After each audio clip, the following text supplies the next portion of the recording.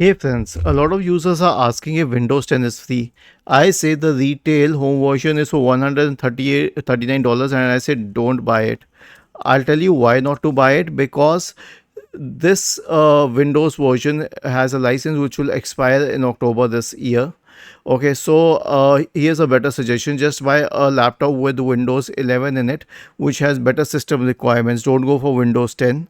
However, there is a different perspective to it that a man shared. If you can get Windows 10 for free, because the only difference will be that it is technically free. If you don't buy it, you will get an overlay at the bottom which says activate Windows, and it will diminish a few settings. Like 95% of Windows will be the same, but there will be a few other differences.